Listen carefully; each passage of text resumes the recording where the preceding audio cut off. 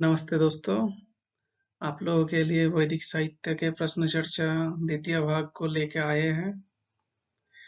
जिन दोस्तों ने पहला भाग नहीं देखा, वो डिस्क्रिप्शन बॉक्स में जाके पहला भाग देख लीजिएगा। तो चलिए, वक्त जाया न करते हुए हम लोग प्रश्नोत्तर पर्व में चलते हैं।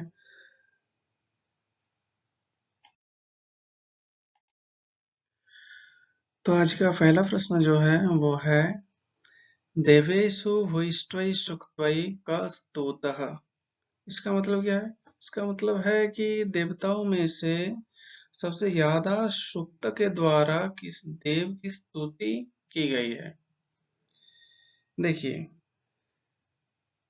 ऋग्वेद में सबसे ज्यादा सूक्त मिलता है किस देव का?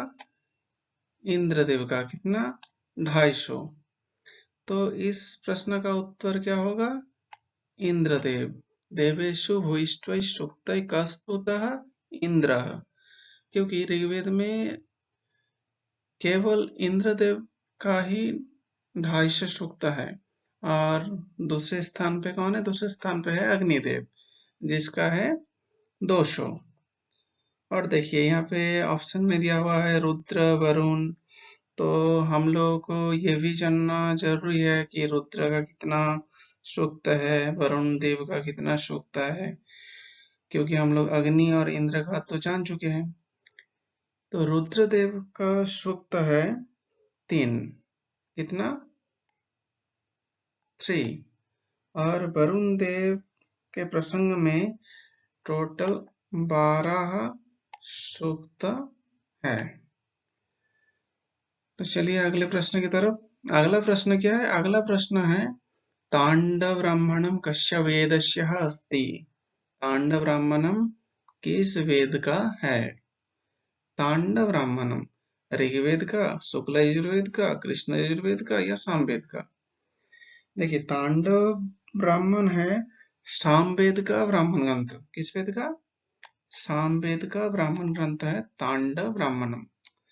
इस प्रसंग में कहते हैं आप लोगों से कुछ बातें कि देखिए, सामवेद का जो तांडव ब्राह्मण है, इसी ब्राह्मण को पंचविंश ब्राह्मण और पौड़ ब्राह्मण भी कहा जाता है। क्या? पंचविंश ब्राह्मण और पौड़ ब्राह्मण। इसका मतलब पंचविंश ब्राह्मण, पौड़ ब्राह्मण और तांडव ब्राह्मण एक ही ब्राह्मण का अलग अलग नाम है। तो सामवेद में टोटल 8 ब्राह्मण ग्रंथ है। और उस 8 ब्राह्मण में से सबसे आदि जो ब्राह्मण ग्रंथ है वो है तांडव ब्राह्मण। इसीलिए इसको पौड़ ब्राह्मण कहते हैं। देखिए, आदि ब्राह्मण इसे मैं नहीं कह रहा हूं, स्वयं सायणाचार्य जी ने कहा है। सायणाचार्य ने क्या कहा है? सायणाचार्य जी ने कहा है अष्टो हि ब्राह्मण ग्रंथाः पौडं ब्राह्मणम आदिमम। क्या? अष्टो हि ब्राह्मण ग्रंथाः पौडं ब्राह्मणम आदिमम। इसका मतलब सामवेद का 8 ब्राह्मण ग्रंथ है, जिसमें से पौड़ ब्राह्मण आदि ब्राह्मण है। और पौड़ ब्राह्मण किस ब्राह्मण का दूसरा नाम? तांडव ब्राह्मण का ही दूसरा नाम है पौड़ ब्राह्मण। तो यहाँ पे प्रश्न दिया हुआ था तांडव ब्राह्मणम कस्य वेदस्य अस्ति। इसका आंसर क्या होगा? तांडव ब्राह्मणम सामवेदस्य अस्ति। अगला प्रश्न क्या है? अगला प्रश्न है नचिकेतसः पिता क अस्ति। नचिकेता नचिकेता का पिता कौन है? ऑप्शन दिया हुआ है वाजश्रवा, श्वेतकेतु, याज्ञवल्क, जाबाली। तो नचिकेता का पिता कौन है? वाजश्रवा। ये नचिकेता कौन है?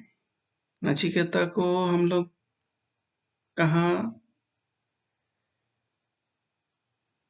पाते हैं? जी हाँ, जो कृष्ण यजुर्वेद का कठ शाखा का कठोपनिषद है, वहां पर ही यम नचिकेता का संवाद है। तो उस उपनिषद में टोटल 2 अध्याय है, जिसमें हर अध्याय में 3-3 करके वल्लियां है। तो उस कठोपनिषद का प्रथम अध्याय का प्रथम वल्ली का पहले में ही शुरुआत में ही कहा गया है, ओम ओशन हवै वाजस्रवसः सर्ववेदसं ददौ तस्यः नचिकेतानाम पुत्राश। इसका मतलब वहां पर ही नचिकेता नाम का पुत्र है, किसका? न बाजस्रवा का, ये कहा गया है। तो नचिकेता का पिता का नाम क्या है? ना नचिकेता का पिता का नाम है बाजस्रवा। एक बात ध्यान में रखिए, नचिकेता का पिता का नाम बाजस्रवा भी है और उद्दालक भी है। ऋषि उद्दालक का ही दूसरा नाम है बाजस्रवा। ठीक है, देखिए अगला प्रश्न क्या है। त्रीणि पदानि कस्य देवस्य प्रसिद्धानि? किस देव का 3 पैर प्रसिद्ध है? 3 पैर किस देव का प्रसिद्ध है? इसका आंसर होगा विष्णु। क्यों? क्योंकि इसके पीछे वो कहानी है, कौन सा? ना राजा बलि और बामन की कहानी। राजा बलि और बामन की कहानी। बामन मतलब यहाँ पे बामन रूपधारी विष्णु देव, मतलब विष्णु देव का बामन अवतार, जहाँ पे हम लोगों को दिखाई पड़ता है कि राजा बलि जो अहंकारी हो चुके थे अपने दान देने को लेकर, तब उस राजा बलि का अहंकार दर्प चूर्ण करने के लिए विष्णु देव ने वामन का अवतार लेके राजा बलि के पास आया और उससे भिक्षा मांगी। क्या भिक्षा मांगी? वह भिक्षा मांगी, हे राजन, मुझे केवल 3 पग भूमि दे दो। तो राजा बलि वामन का उपहास करने लगे कि मैं राजा बलि हूँ, मुझसे मांगना होता तो स्वर्ण रुपय अश्व धेनु आदि सारा संपत्ति मांग लेते, लेकिन हे वामन ब्राह्मण, आपने सिर्फ 3 पग भूमि मांगे। ऐसा करते हुए वामन रूपधारी विष्णु ने तो हर बार कहा कि मुझे 3 पग भूमि ही चाहिए।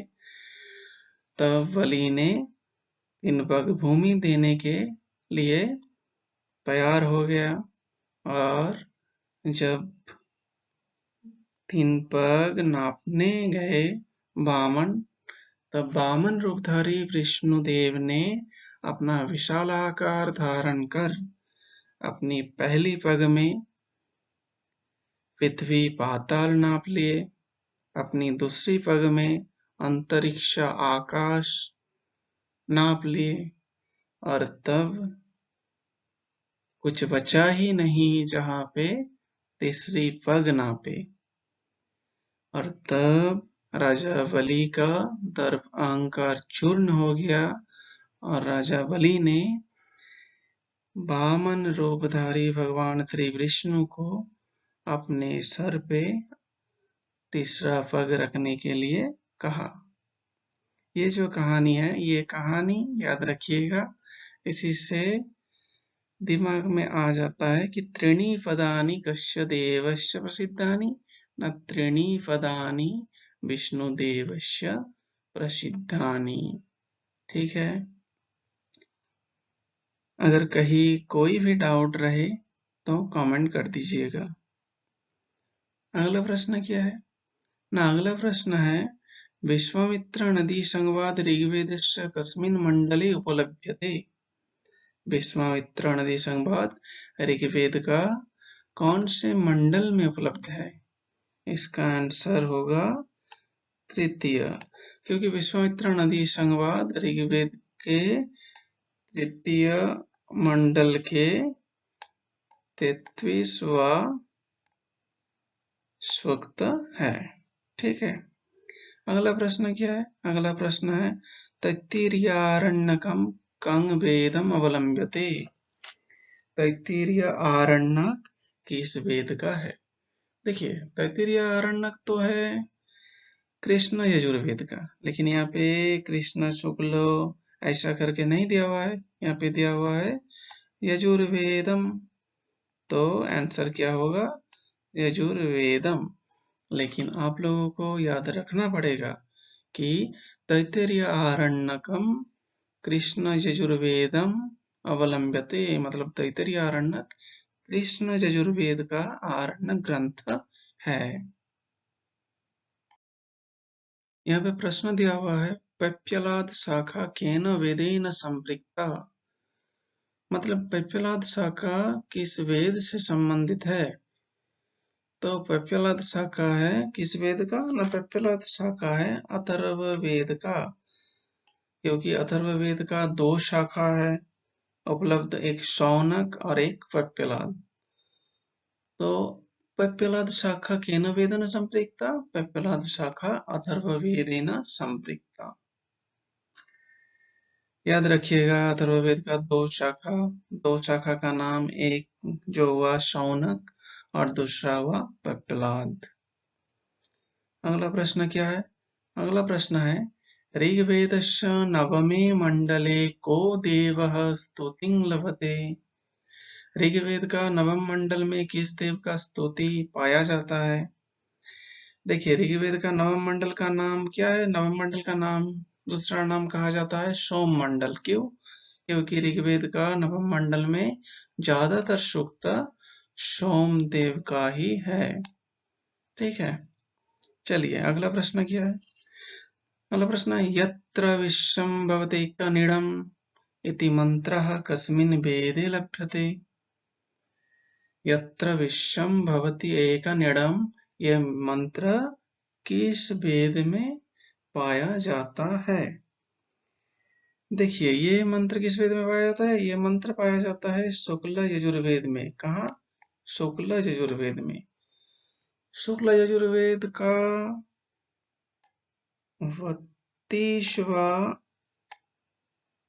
अध्याय का जो 8 नंबर मंत्र है वही है यत्र विश्वं भवत्येकनिडं स ओत प्रोतश्च विभु प्रजासु। ठीक है, अब प्रश्न दिया हुआ है सत्यमेव जयते नानृतम् इति वचनं कस्याम् उपनिषदि लभ्यते। सत्यमेव जयते नानृतम्, ये वचन किस उपनिषद में पाया जाता है? इसका सही आंसर होगा मुंडक उपनिषद।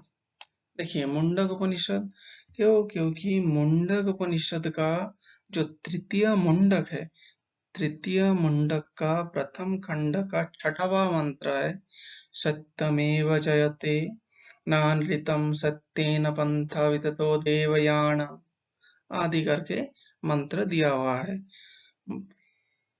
जहां सत्य का वर्णन, मतलब सत्य का महिमा वर्णित है इस मंत्र के द्वारा। ये मुंडक उपनिषद में पाया जाता है। अगला प्रश्न क्या है? अगला प्रश्न है असतो मा सद्गमय इति वचनं कस्याम् उपनिषदि लभ्यते। असतो मा सद्गमय, ये वचन किस उपनिषद में पाया जाता है? देखिए, असतो मा सद्गमय तमसो मा ज्योतिर्गमय मृत्युर्मामृतम गमय आदि करके जो वचन है, ये वचन पाया जाता है कहाँ ना? ये वचन पाया जाता है बृहदारण्यक उपनिषद में। कहाँ? बृहदारण्यक उपनिषद में। बृहदारण्यक उपनिषद का प्रथम अध्याय का जो तृतीय ब्राह्मण, प्रथम अध्याय का तृतीय ब्राह्मण में पाया जाता है ये, जहाँ प्राण उपासकों को यप मतलब जप का विधान दिया गया है, वहां जप का विधान देने का वक्त ये वचन कहा गया है। जहाँ पे असतो माँ सद्गमय, मतलब असत से सत की ओर ले जाइए। असत मतलब भी यहाँ पे मृत्यु, और सत मतलब अमृत, अमृतत्व, ब्रह्मा, ब्रह्मा की ओर। ठीक है। अगला प्रश्न क्या है? देखिए अगला प्रश्न है, जैमिनीय ब्राह्मणम केन वेदेन संपृक्तम। जैमिनीय ब्राह्मण किस वेद से संपृक्त है? इस नाम जैमिनीय नाम से ही इस प्रश्न का उत्तर आ जाना चाहिए, क्योंकि हम लोगों को पता है सामवेद का 3 शाखा क्या क्या, कौथुम्य, राणायनीय और जैमिनीय। कौथुम, राणायनीय और जैमिनीय। तो सामवेद का ही ब्राह्मण ग्रंथ है जैमिनीय ब्राह्मणम। ठीक है। हाँ देखिए, यहाँ पे प्रश्न है, मैत्रेयी याज्ञवल्क संवाद कस्याम उपनिषदि उपलभ्यते। मतलब मैत्रेयी और याज्ञवल्क का संवाद किस उपनिषद में मिलता है? इसका सही उत्तर होगा बृहदारण्यक उपनिषदि। बृहदारण्यक उपनिषद में पाया जाता है। देखिए ज्यादातर लोगों को यही पता है कि मैत्रेयी याज्ञवल्क्य संवाद बृहदारण्यक उपनिषद में पाया जाता है। जब याज्ञवल्क जी ने संन्यास लेने का स्थिर किया, तो वो अपने दो पत्नी, याज्ञवल्क का दो पत्नी था, जो दो पत्नियों में एक था मैत्रेयी जो ब्रह्मवादिनी थी, और दूसरा था कात्यायनी जो स्त्री प्रज्ञा थी। तो उस वक्त मैत्रेयी से याज्ञवल्क्य का जो संवाद होता है वही मैत्रेयी याज्ञवल्क्य संवाद है। हाँ बिल्कुल ये ठीक है, लेकिन और एक बात है क्या ना, बृहदारण्यक उपनिषद में 2 बार मैत्रेयी और याज्ञवल्क्य संवाद मिलता है। 2 बार कहाँ का ना, एक बार द्वितीय अध्याय का चतुर्थ ब्राह्मण में, पहली बार मिलता है द्वितीय अध्याय का चतुर्थ ब्राह्मण में मैत्रेयी और याज्ञवल्क्य का संवाद। और जो बातें जो संन्यास लेने के पूर्व मैत्रेयी से संवाद होता है याज्ञवल्क्य का, वो मिलता है चतुर्थ अध्याय के पंचम ब्राह्मण में। कहा ना, चतुर्थ अध्याय का पंचम ब्राह्मण में। इसका मतलब बृहदारण्यक उपनिषद में 2 बार याज्ञवल्क्य और मैत्रेयी का संवाद मिलता है। एक बार द्वितीय अध्याय का चतुर्थ ब्राह्मण में, और एक बार चतुर्थ अध्याय का पंचम ब्राह्मण में। ये बात याद रखिएगा। अगला प्रश्न क्या है? अगला प्रश्न है, हरिश्चंद्र उपाख्यानम कस्मिन् ब्राह्मणे उपलभ्यते। हरिश्चंद्र उपाख्यान किस ब्राह्मण में पाया जाता है? इसका सही आंसर होगा ऐतरेय ब्राह्मणम। देखिए प्रश्नों को कैसे घुमाया गया है। ज्यादातर स्टूडेंट को पता होता है कि सुनस्य व्याख्यान, क्या सुनस्य व्याख्यान कहाँ मिलता है? ऐतरेय ब्राह्मण में। और वही सुनस्य व्याख्यान का दूसरा नाम है हरिश्चंद्रोपाख्यान। सुनस्य व्याख्यान को ही हरिश्चंद्रोपाख्यान भी कहा जाता है। जिस उपाख्यान में चरैवती चरैवती जो प्रसिद्ध वैदिक वाक्य है वो पाया जाता है, वो है हरिश्चंद्रोपाख्यान, मतलब ही सुनस्य व्याख्यान, जो वैतरेय ब्राह्मण में उपलब्ध है। चलिए आज का आखिरी प्रश्न क्या है? आखिरी प्रश्न ही है, को नाम देवः तो स्थानीय। नीचे दिया हुआ ऑप्शन में से किस देव का निवास स्थान दू है? द्यू स्थानीय देवता कौन है? इसका सही उत्तर क्या होगा ना, सही उत्तर होगा सूर्य। सूर्य देव का निवास स्थान द्यू स्थान है। सूर्य देव दो स्थानीय देवता है। तो चलिए जान लेते हैं कि इंद्रदेव कहाँ का देवता है। ना इंद्रदेव है अंतरिक्ष स्थानीय, इंद्रदेव है अंतरिक्ष स्थानीय देवता। अग्निदेव, अग्निदेव है पृथ्वी स्थानीय देवता। वायुदेव, देखिए वायुदेव जो है वही है मरुतदेव। क्या? मरुत, मरुत का मतलब ही वायु है, तो मरुतदेव है अंतरिक्ष स्थानीय देवता। इंद्रदेव अंतरिक्ष स्थानीय देवता, अग्निदेव पृथ्वी स्थानीय देवता, वायुदेव अंतरिक्ष स्थानीय देवता, सूर्यदेव जो है, सूर्यदेव है दुस्थानीय देवता।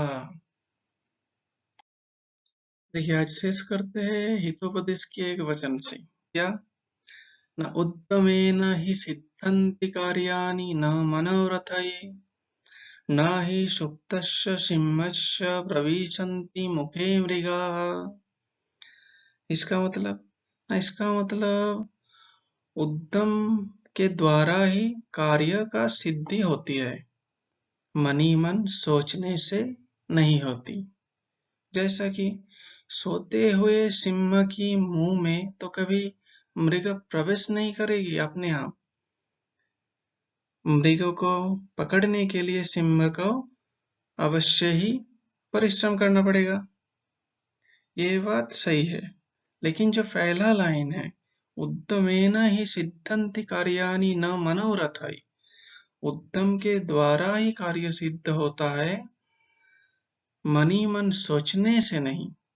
ये यथार्थ वाक्य है, लेकिन फिर भी मैं कहूंगा पहले तो मनी मन सोचो, उसके बाद तो उद्यम की बारी आएगी। इसीलिए आप सभी नेट एग्जाम के बारे में पहले तो सोचा करो, उसके बाद तो आप लोग उद्यम लोगे कि नेट कैसे पास करेंगे।